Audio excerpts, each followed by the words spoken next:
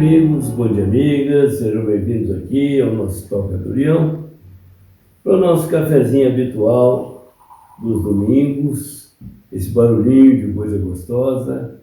Tem aqui algumas guloseimas à mesa que eu compartilho contigo nesse momento.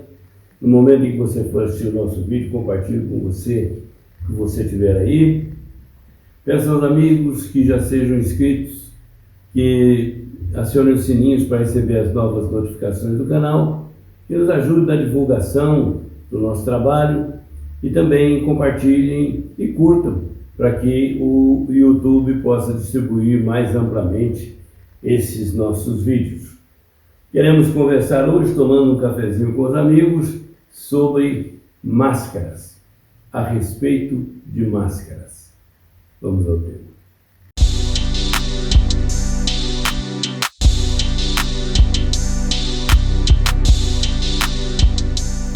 Eu lembro de dois episódios muito interessantes que eu presenciei e o outro me foi contado.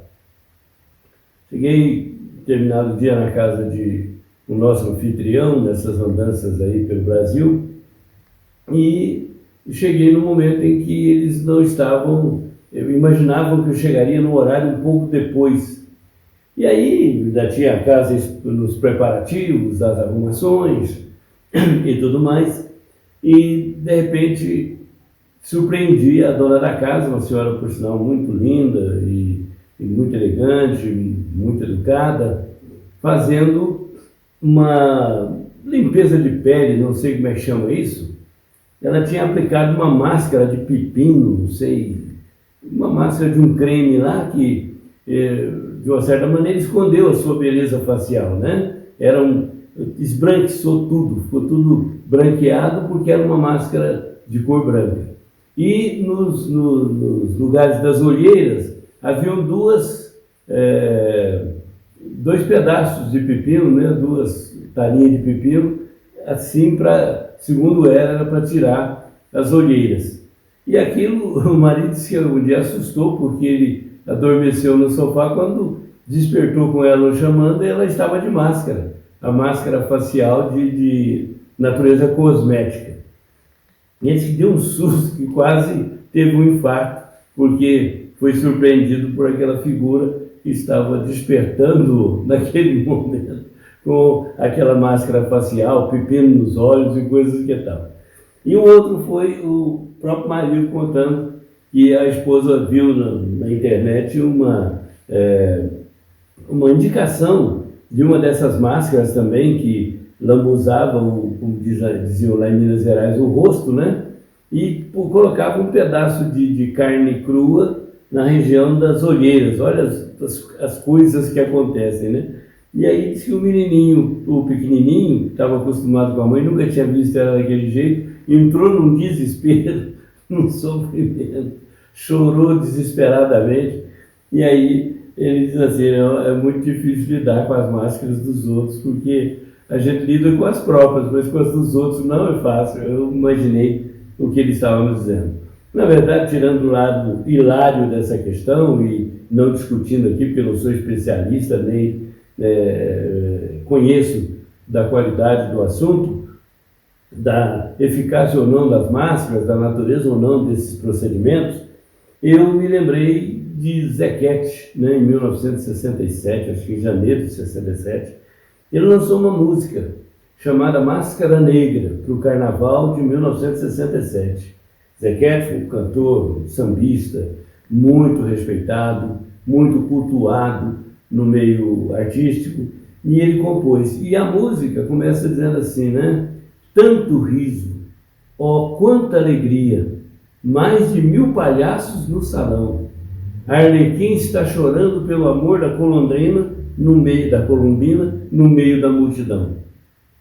Olha que interessante os contrastes, né? Máscaras diversas, né? Tanto riso, o riso pode ser uma máscara para disfarçar tristezas, né? Os humoristas costumam dizer, muitos deles, que são até hipocondríacos. Alguns dizem que têm uma dificuldade enorme, porque têm assim, uma timidez muito grande eles só se liberam quando usam a máscara do riso, a máscara do anedotismo ou coisa parecida. Então ele dizia lá, quanto riso, né? Tanto riso, tanto, né? De muito, de bastante, né? Quanta alegria, quer dizer, havia muita alegria em tantos daqueles risos. Mas haviam ali mais de 1000 palhaços, fantasiados, cada um com a sua máscara, né? Fosse a máscara que fosse, cada um trazia uma máscarazinha ali para aquele momento, porque o palhaço não é aquele indivíduo que está de cara limpa, ele está disfarçado, e ele está, de uma certa maneira, com a sua visão alterada. Nós verificamos, por exemplo, na época da pandemia, todo mundo de máscara, nós ficávamos irreconhecíveis, né? Tinha hora de frente assim, a gente não reconhecia, porque aquela máscara tapava boa parte do rosto da pessoa, boa parte do seu semblante, da sua expressão facial, do seu momento, daquela emoção que ele estivesse vivendo naquela circunstância. Então, para a vida, às vezes nós adotamos uma máscara ou outra para isso, para aquilo, e em muitos casos funciona como um adereço, um adorno para uma cena, para um momento. Nós usamos a máscara do violento, do agressivo, do maldoso, do tímido, né, do falso, do verdadeiro. Nós usamos, porque no verdadeiro nós somos o que somos.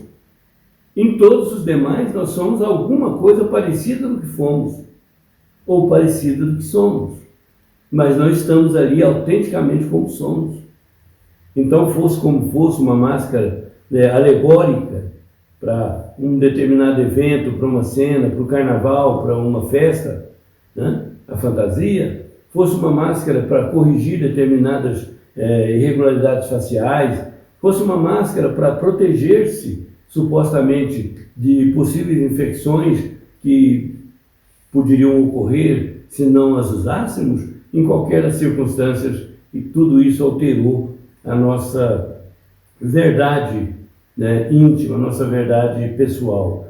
Então, as máscaras podem ocorrer, pessoas podem usá-las, nós as usamos, quantas vezes, né?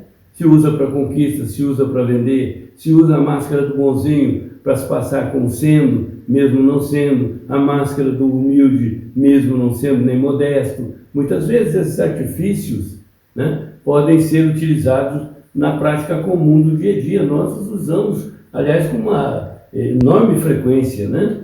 Podemos dizer que nós deixamos de ser o que somos para nos parecermos algo que talvez nem sejamos, né? Muitas pessoas se anulam intimamente para poder representar alguma coisa. E, naturalmente, isso não pode ser bom se for feito de uma maneira lesiva, não para o terceiro somente, mas para nós, principalmente, porque ela deixa de nos apresentar autenticamente como somos. Então, nós verificamos que muitas pessoas são personagens de um momento, uma máscara para uma ocasião, independentemente da justeza ou não do seu uso, da utilidade ou não da sua prática, né? Da serventia ou não do procedimento. Porém, há muitas criaturas que não conseguem se livrar das próprias máscaras. E elas se tornam prisioneiras de um tipo, de um personagem, que muitas vezes não conseguem sustentar pela vida toda. Porque a única coisa que de verdade nós conseguimos sustentar e sobreviver com ela é a nossa verdade íntima, aquilo que nos torna verdadeiros para nós e também para os outros. Se para os outros é uma necessidade que sejamos nós mesmos, quanto mais para nós, que não podemos ser outra pessoa. Catão dizia, quando eu morrer, não me vão perguntar por que eu não fui uma outra pessoa, mas me vão perguntar, Catão, por que você não foi verdadeiramente Catão?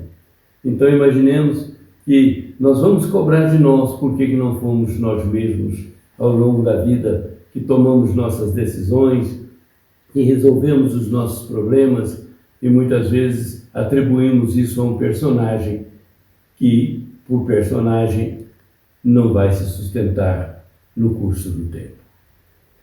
Nesse sentido, meus queridos, a melhor máscara para usar no dia a dia é o sorriso, a alegria, a felicidade, porque de uma certa maneira isso representa algo de nós que não é necessariamente a rotina e o cotidiano, mas sempre representará uma faceta verdadeira daquilo que nós somos. Pessoas de bem, criaturas maravilhosas. Isso sim dá para apresentar em determinadas facetas no curso da vida. O contrário não é nem bem-vindo nem desejável, porque máscaras para esconder as nossas imperfeições ou dissimular nossas intenções, elas não nos ajudarão. Mas aquelas que mostrarão o lado alegre e feliz da nossa vida, porque a alegria e a felicidade está em nós, é a nossa verdade, nos fará muito bem. E fará muito bem também para o mundo, também para as outras pessoas. Apresente seu melhor sorriso. Que Deus te abençoe, nos abençoe e nos torne verdadeiramente felizes. Paz para todos. Até o nosso próximo vídeo. Um beijo.